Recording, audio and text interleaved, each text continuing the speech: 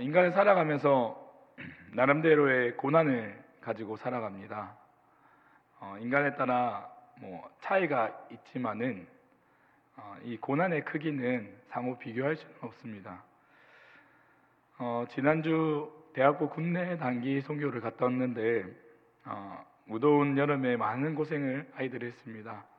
많이 격려해 주시고 찾아와 주셔서 너무 감사드립니다. 물론 어른들의 시선에서 보면 어리거나 젊은 사람들이 겪고 있는 이 시험과 고난, 이것은 아무것도 아닐 것 같은 느낌이 들 때가 있습니다. 왜냐하면 내가 젊었을 때 다 해봤는데 이렇게 생각하시잖아요. 내가 이미 경험해 봤기 때문에 그것이 아무것도 아닌 것처럼 말씀하실 때가 있습니다.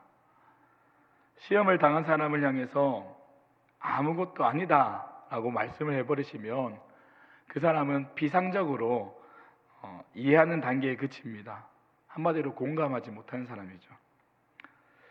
왜냐하면 당사자는 그 시험이 본인에게 있어서 가장 크게 느껴질 수 있기 때문입니다. 사람에게 찾아오는 이 시험이 크든 작든 간에 어느 누구에게나 시험은 굉장히 크게 느껴지는 것입니다. 당시 성도들이 겪고 있는 이 시험은 한 가지가 아니라 다양했다는 것을 볼 수가 있습니다. 성도들의 개인적인 문제로부터 시작해서 교회 공동체 전체가 겪고 있는 시험도 있었습니다. 영적인 문제도 있었고, 육적인 문제도 있었고, 경제적인 어려움도 있었고, 개인적으로 공격하는 일들도 있었고, 국가적으로 성도들을 핍박하는 그런 일들도 있었습니다. 이러한 핍박 속에서 성도들의 삶은 윤택하지 못했습니다. 예루살렘에 기근이 들어서 성도들이 도무지 먹을 것이 없어 굶어가는 그런 경우도 허다했고, 예수님을 믿는 그 이유 때문에 온갖 핍박과 고난을 받기도 했습니다. 오해도 받기도 했고요. 우리가 성찬을 할 때에 떡과 포도주를 가지고 거행하지만 사람들은 사람의 살과 피를 먹는다라고 오해하기도 했습니다. 그러니까 그리스도인이라고 하면 식인종이다라고 말을 하기도 했습니다. 로마는 성도들의 재산을 빼앗고 심지어 성도들의 목숨을 빼앗기도 했습니다. 로마가 불이 났던 적이 있었습니다. 이 불을 지른 범인이 바로 그리스도인이다라고 잘못된 소문을 퍼뜨렸습니다. 나라조차 이 그리스도인을 보호해주지 않는 그런 상황입니다. 외부적인 어려움도 있었고 뿐만 아니라 교회 안에서의 어려움도 있었습니다. 이단들이 활발하게 성도들을 미혹하는 그런 경우입니다. 특별한 지식을 가지는 사람만이 구원을 받을 수 있다라고 가르치기도 했고요. 그리고 율법을 지켜야지만 구원을 받는다라고 주장하는 사람도 있었습니다. 내부적으로 외부적으로 다양한 시험이 교회를 괴롭히기 시작합니다. 시험을 당하고 있는 이 교회를 향해서 야고보는 이상한 말씀을 합니다. 여러 가지 시험에 빠질 때 그것을 기쁨으로 여기십시오. 시험을 당하고 있는데, 어려움을 당하고 있는데 그것을 기쁘게 여기라. 도무지 이해가 되지 않습니다. 시험이 찾아오면 어떻습니까? 짜증이 나잖아요. 화가 납니다. 때로는 하나님을 원망할 때도 있습니다. 그런데 야고보가 여기서 기쁘게 여기라 라고 하는 말은 감정적인 차원이 아니라 의지적인 차원에서 기쁘게 여기라 라고 말씀하고 있습니다. 시험을 당할 때에 말씀을 통해서 기뻐하라 라고 말씀합니다. 막무가내로 그냥 기뻐하라가 아니라 시험 당하는 성도가 기뻐할 때에 성경은 하나님께서 그것에 맞는 유익을 주신다라고 말씀합니다. 시험을 당할 때 아무런 유익이 없으면 우리는 도무지 기뻐할 수가 없습니다. 그런데 성도가 받는 시험을 이기면, 그것을 극복하면 유익이 있다라고 말씀합니다. 시험과 시험 후에 받는 이 유익, 비교해 보면 비교조차 할 수 없습니다.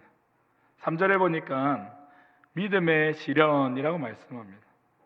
이제 본문에서 보니 이 시험은 믿음과 관련된 시련이라고 볼 수가 있습니다.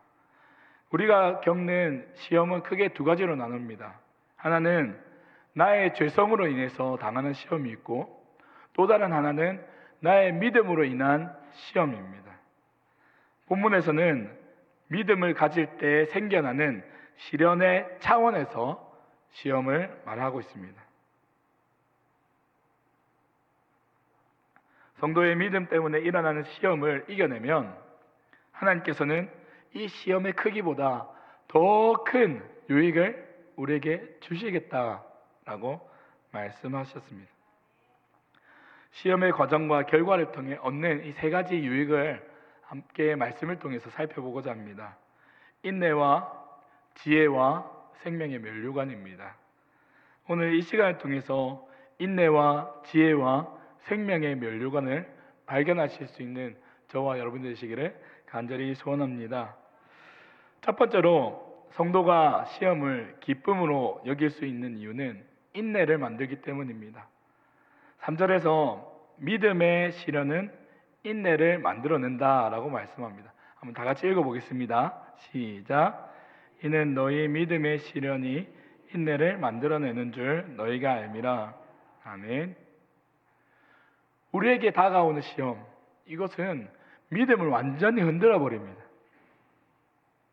그런데 이 시험이 우리의 믿음을 흔들어 놓는데 이것을 끝까지 견디면 그 결과로 인내를 낳습니다. 본문에서 말하는 시험은 믿음이 있느냐 없느냐 이것을 검증하는 것이 아닙니다. 시험을 통해서 믿음을 확인하고자 하는 것이 아닙니다. 여기서 말씀하고 있는 시험의 역할은 성도 안에 있는 이 믿음이 흔들림을 통해서 인내를 만들고 성도를 굳건하게 한다라는 말씀입니다. 시험과 인내는 분리된 게 아닙니다. 시험을 통해서 인내가 발생합니다. 인내함을 통해서 우리는 시험을 이겨낼 수 있는 것입니다. 석탄과 다이아몬드는 동일한 탄소로 구성되어 있죠.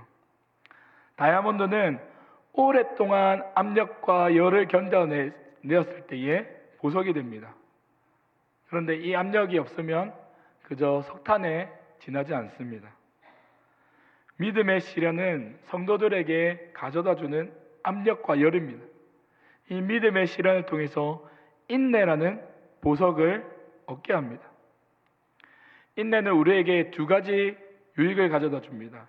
온전하게 하고 구비하게 합니다. 온전하다라는 것은 성숙의 의미를 가지고 있습니다. 인내를 통해서 우리는 수많은 경험을 쌓게 되는 거죠. 그만큼 연단이 되고 성장하는 모습을 볼 수가 있습니다. 끊임없는 이 고난을 통해서 우리는 인내함으로 온전함을 가질 수 있습니다. 아이들은 어른들에 비해서 많이 아프죠. 왜냐하면 항체가 형성되지 않았기 때문입니다. 어른으로 자라나면 자라날수록 항체가 형성되면서 질병으로부터 보호를 받게 됩니다. 면역력을 통해서 질병을 이겨내는 거죠. 고난 가운데 인내함으로 인내라는 항체를 가지게 됩니다. 그래서 고난에서 이겨낼 수가 있습니다. 인내는 우리를 온전하게 할 뿐만 아니라 구비하게 합니다. 구비하다라는 말은 원어의 뜻을 보면 충분한 훈련된 상태를 말합니다. 군대에서 훈련의 꽃은 행군입니다. 마지막에 40km를 행군할 때에 그냥 처음부터 40km 행군을 시키지 않습니다. 기초 체력을 기른 다음에 짧은 거리부터 행군을 시킵니다. 40km를 걸을 수 있는 체력을 만든 다음에 40km 행군을 하는 것입니다.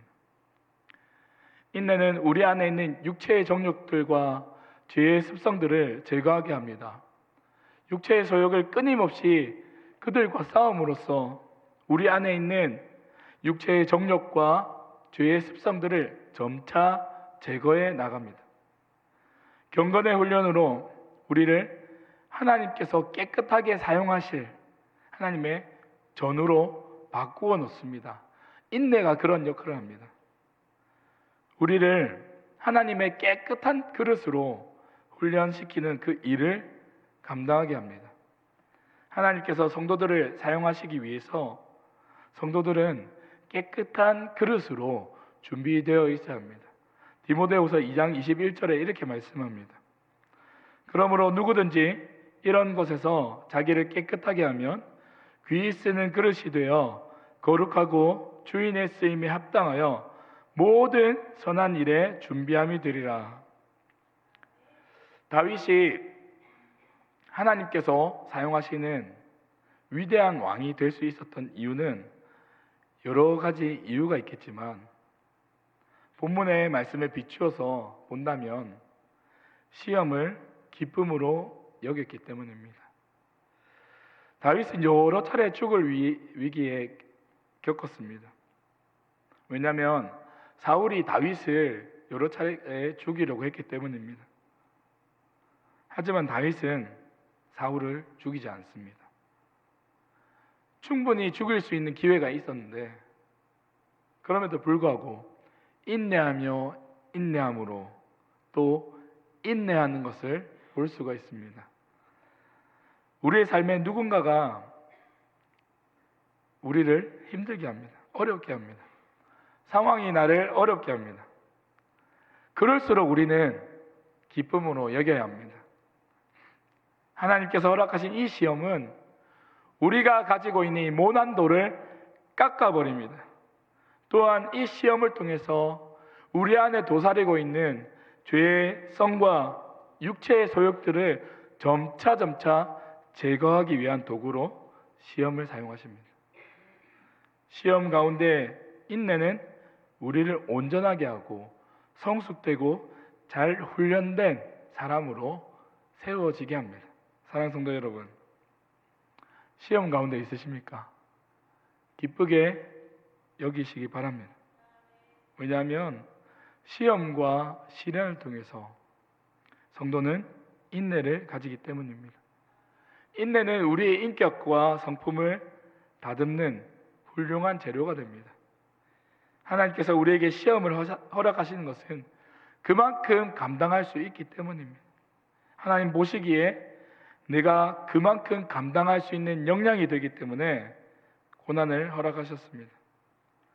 믿음 때문에 고난 가운데 있으면 우리는 하나님의 인정을 받은 사람들입니다. 고난 가운데 기뻐하심으로 인내의 열매로 승리하실 수 있는 저와 여러분 되시기를 주님의 이름으로 축복합니다.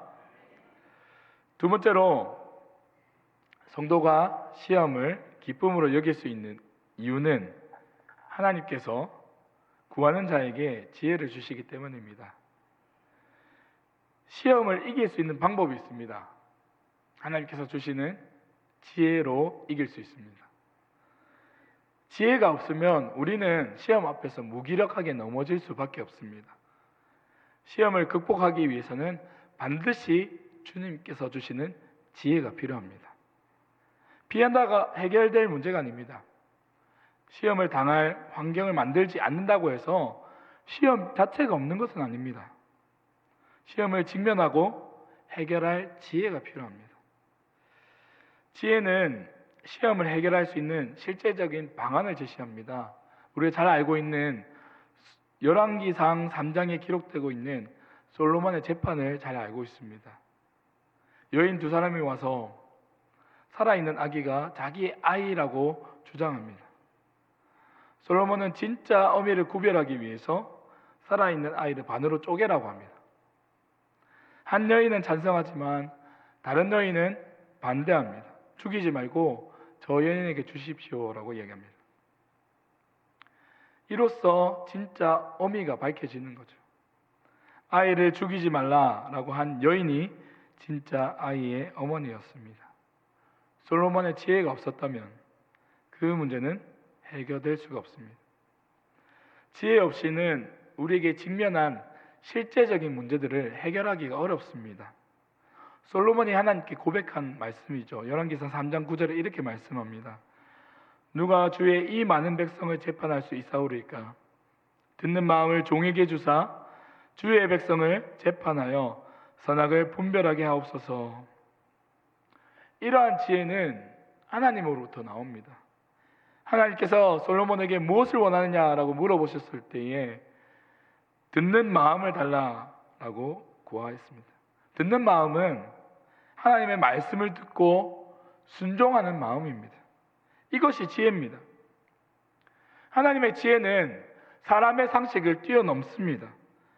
일반적으로 시험에 처했을 때 기쁨으로 극복하지 못합니다. 왜 그렇습니까? 왜 서서 고생하느냐? 좋은 게 좋은 거다. 시험은 웬만하면 피하는 게 상책이다. 이렇게 말을 하지만 그것은 시험을 극복하는데 전혀 도움이 되지 않습니다. 시편 111편 10절에 보시면 여호와를 경외함이 지혜의 근본이라 그의 계명을 지키는 자에게는 다 훌륭한 지각을 가진 자이니 여호와를 찬양함이 영원히 계속되리로다. 하나님께서 지혜를 우리에게 주시는 것이고 우리의 입장에서는 지혜라는 것이 하나님의 경외로부터 시작합니다. 지혜자는 하나님의 인도하시는 삶으로 살아가게 되는 것입니다. 하나님으로부터 오는 지혜는 옳고 그른 것, 바르고 잘못된 것을 분별할 수 있는 지혜입니다. 고난을 헤쳐나갈수록 우리는 우리의 지혜의 없음을 절실하게 느낍니다. 지혜를 얻는 방법은 굉장히 간단합니다. 하나님께 구하는 것입니다. 기도는 지혜를 얻는 방편입니다. 모든 사람에게 후히 주시고 꾸짖지 아니하시는 하나님께서 구하는 자에게 지혜를 주시겠다라고 말씀하셨습니다. 하나님의 지혜는 우리의 일상 속에 능히 헤쳐갈 수 있는 지혜입니다. 누구도 상상하지 못하는 이 방법으로 상식을 뛰어넘는 신적인 지혜입니다. 사랑하는 성도 여러분, 하나님께 지혜를 구하며 사시기를 바랍니다.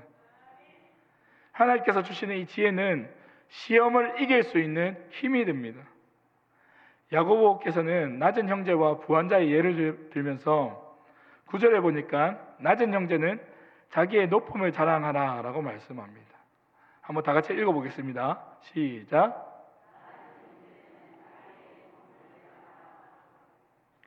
낮은 형제는 이 땅에서 힘없고 연약한 사람들입니다. 비록 세상 가운데 보잘것없고 자랑할 것이 없지만은 하나님께서 이들을 자신의 자녀로 삼아 주셨기 때문에 천국의 면류관을 이들에게 예비해 주셨습니다.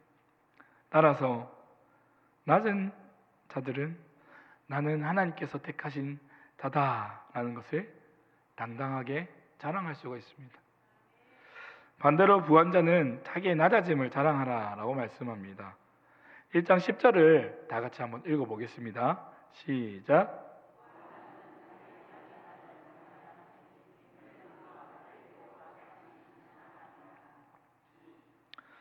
이 땅의 부한자들은 자신의 높임을 자랑할 수도 있습니다.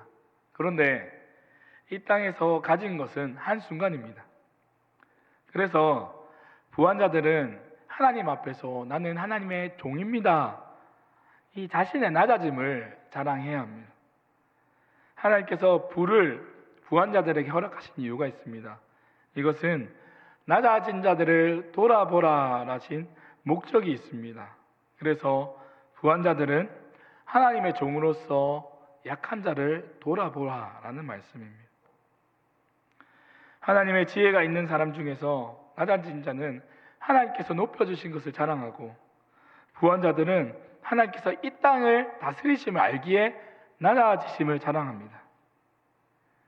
하나님의 지혜를 가진 사람은 사람을 보지 않습니다. 현실을 보지 않습니다. 자신이 가지고 있는 것들을 보지 않고 하나님의 다스리심과 통치하심을 깨닫습니다. 상황과 환경이 인생의 척도가 되지 않습니다. 영원하신 하나님 앞에서 일시적이고 영원하지 않다는 그것을 깨닫는 지혜입니다. 오직 하나님을 아는 지식과 하나님께서 주신 지혜로 모든 것을 바라볼 수 있는 힘이 생기기 때문입니다. 지혜는 시험을 이길 수 있는 무기입니다. 하나님께 조금도 의심 없이 믿음으로 지혜를 구하며 살아가시는 저와 여러분 되시기를 주님의 이름으로 간절히 소원합니다. 마지막 세 번째로 시험을 기쁨으로 여길 수 있는 이유는 하나님께서 생명의 면류관을 허락해 주셨기 때문입니다. 12절에 하나님께서는 시험을 참는 자는 복이 있나니 라고 말씀하시면서 생명의 면류관을 주시겠다라고 말씀하셨습니다. 12절을 한번 다 같이 읽어보겠습니다. 시작. 참는 자는 복이 있나니 이는 시련을 견디어낸 자가 주께서 자기를 사랑하는 자들에게 약속하신 생명의 면류관을 얻을 것이기 때문이라. 아멘. 소망이 없으면 시험을 당할 때 그 시험이 굉장히 크게 느껴집니다. 제가 군대에서 훈련 생활이 끝나고 자대화 배치를 받고 한 달 뒤에 소대장 임무를 맡을 때였습니다. 소대가 일주일 동안 5분 대기조 임무를 수행했던 때인데요. 5분 대기조는 상황이 발생하면 5분 안에 모든 총과 장구리를 챙겨서 이제 출동을 해야 됩니다. 5분 안에 출동해야 됩니다. 그래서 5분 대기조일 때는 항상 군복을 입고 전투화를 신고 잠을 자야 했습니다. 그 임무를 수행하는데 하필 제가 담당하는 그 주간에 군단에서 점검이 나온다는 소식을 들었습니다. 그 상황 때문에 제대로 쉴 수도 없고 밥 먹을 때 상황이 걸릴 수도 있거든요. 밥도 코로 넘어가는지 입으로 넘어가는지 모르고 그 일주일이라는 시간이 너무나도 길게만 느껴졌습니다. 정말 힘들었습니다. 순간을 넘겨야 된다는 이 생각 때문에 너무나 힘든 순간이었습니다. 주님이 언제 재림하실 때를 알 수 없듯이 긴장의 연속을 일주일 동안 지냈습니다. 그런데 5분 대기조의 임무 수행을 잊을 만큼 큰 사건을 또 군대에서 경험한 적이 있습니다. 전역하기 일주일 전에 철책에서 근무하고 있었는데요. 옆 부대에서 어떤 사람이 월복했다는 연락을 받았습니다. 우리 부대가 아니라 옆 부대에서 일어난 일입니다. 살인 용의자가 지명수배를 받았는데 예전에 근무했던 그 근무지를 들어가가지고 북한으로 넘어갔다는 겁니다. 경계작전은 한 사람이라도 몰래 나가거나 들어오면 실패합니다. 더 큰 문제는 이 사실을 북한에서 먼저 방송을 해줘서 알았다는 겁니다. 그래서 부대가 완전 발칵 뒤집어졌겠죠. 제가 전역하기 일주일 전에 일어난 일입니다. 그래서 군사령부에서 이 실태를 점검하기 위해서 옆 부대가 아니라 저희 부대로 점검이 나온 겁니다. 이 점검은 일반 부대 점검이 아니라 사고 후에 점검하는 것이기 때문에 부대를 보는 시선이 곱지만은 않습니다. 어떻게든 흠을 잡으려고 눈에 불을 켜고 잘못된 점을 찾습니다. 멀리서 군용 차량이 와서 급하게 대령 한 사람이 내렸습니다. 부대를 불꽃 같은 눈으로 살펴보는데 제가 그때 저밖에 없어서 제가 그분을 따라다니면서 수행했습니다. 많이 힘들었지만 부대 점검을 무사히 마칠 수 있었습니다. 왜냐하면 일주일 뒤에 전역한다는 소망 때문이었습니다. 이 전역한다는 소망은 부대의 어떤 검열과 점검을 두려워하지 않게 하였습니다. 누가 무엇이라 해도 나는 집에 간다. 이 소망 때문에 그 눈앞에 이런 사건 크게 느끼지 않고 무사히 넘어갈 수 있었습니다. 12절에서 말씀하는 시험을 견디어낸다 이 말은 인정을 받는다라는 의미를 가지고 있습니다. 훈련의 끝을 의미합니다. 시험은 우리가 생각하는 이 가벼운 시험이 아닙니다.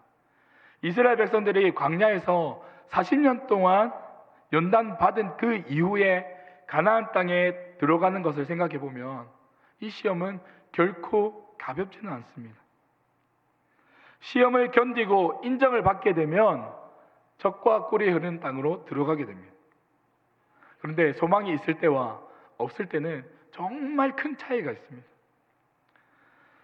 우리가 시험 가운데 소망을 가질 수 있는 이유는 하나님께서 시험을 참는 자에게 생명의 면류관을 주시겠다라고 약속하셨기 때문입니다. 하나님께서는 자기를 사랑하는 그 이 백성들에게 생명의 면류관을 주실 것으로 약속하셨습니다. 우리가 시험을 당할 때의 일시적인 목표는 우리의 성숙과 온전함을 위해서 바라보는 것인데, 시험을 우리에게 허락하신 최종의 목표는 생명의 면류관입니다. 하나님의 영원한 목표는 저와 여러분에게 생명의 면류관을 주시는 겁니다. 눈앞에 보이는 인내, 온전함 이런 것이 눈에 다가 아닙니다. 우리는 눈앞에 있는 것에 집중하는 것보다는 눈을 들어서 하나님께 향해 봐야 합니다. 하나님께서는 우리에게 생명의 면류관을 주시도록 초점을 맞추도록 하셨습니다. 우리의 삶이 어떠함에도 불구하고 시험을 기쁨으로 이겼을 때 우리는 생명의 면류관을 차지하게 됩니다. 이것이 우리에게 복인 거죠. 우리가 가진 조건과 형편과 상황에 따라서 면류관이 주어지는 것이 아니라 시험을 참는 자에게 허락하셨다는 이 사실, 이것이 우리에게 참된 소망이 되는 것입니다. 하나님의 백성들은 시험을 당하면서 기뻐할 수도 있고 하나님을 의지할 수도 있습니다. 우리가 시험을 견뎌내는 이 동안에 우리의 믿음의 순전함뿐만 아니라 하나님의 사랑이 더욱더 깊어지게 됩니다.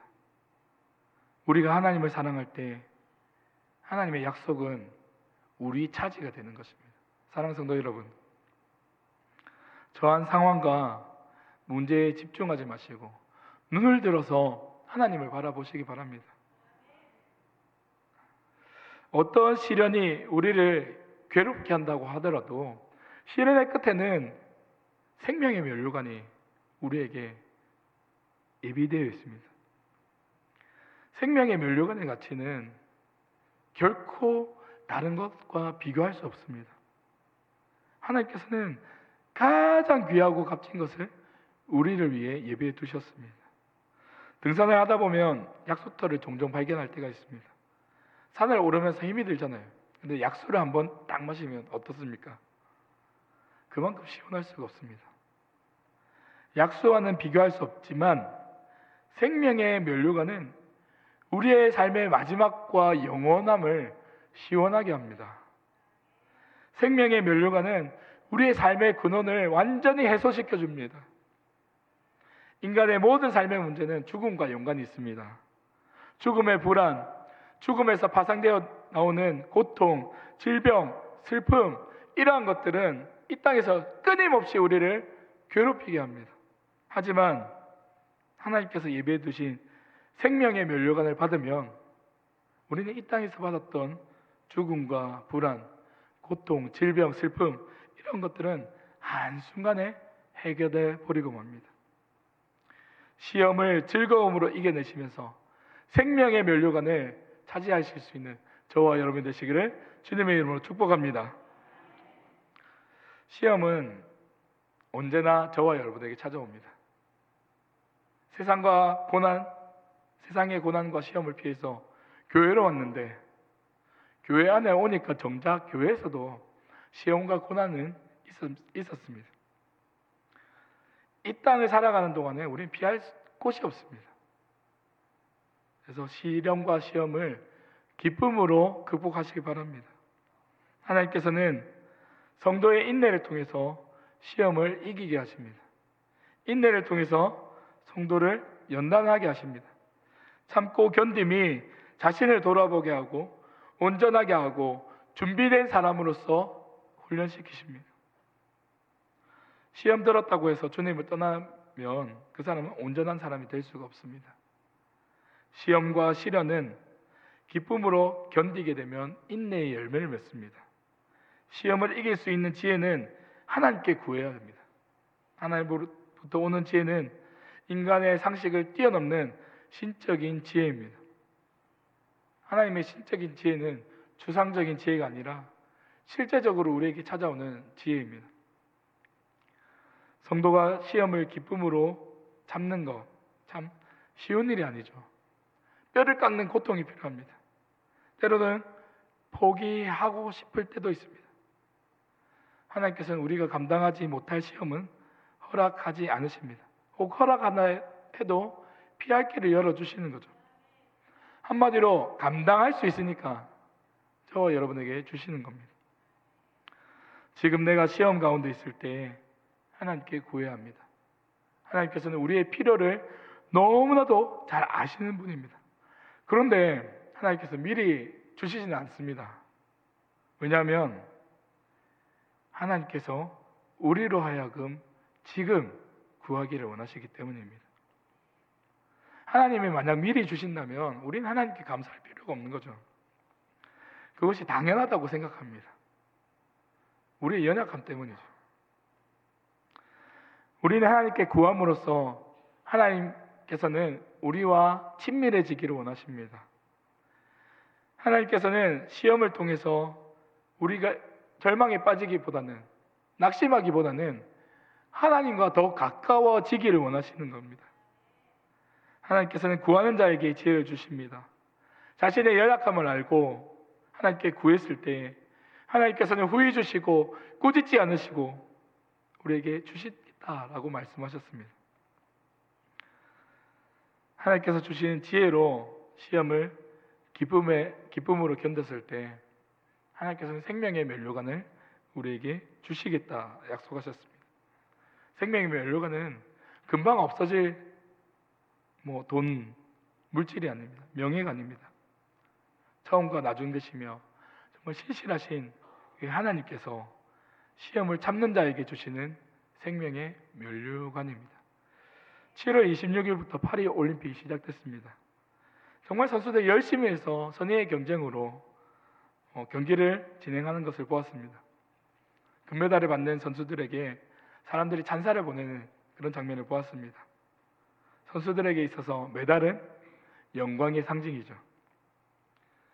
근데 성도들에게 주어진 이 생명의 면류관, 이것은 경쟁으로 얻는 것이 아닙니다. 성도는 다른 사람과 경쟁하는 대신에 죄와 맞서 싸우는 것입니다. 육체의 소욕과 싸웁니다. 고난과 유혹을 상대로 믿음을 지킴으로써 경주를 마치게 되는 거죠. 최고의 사람에게만 주는 메달이 아닙니다. 믿음을 온전히 지킴과 동시에 경주를 끝마친 사람 모두에게 하나님께서는 승자로 선언하시는 겁니다. 영광스러운 상을 모두가 받게 될 것입니다. 사랑하는 성도 여러분, 함께 힘을 냅시다. 어떤 고난과 시험 가운데서 함께 승리합시다. 하나님의 시상대 앞에서 저와 여러분 모두가 생명의 면류관으로 시상을 받는 그날까지 기대하심으로 기쁨으로 시험을 이기실 수 있는 저와 여러분 되시기를 주님의 이름으로 축복합니다.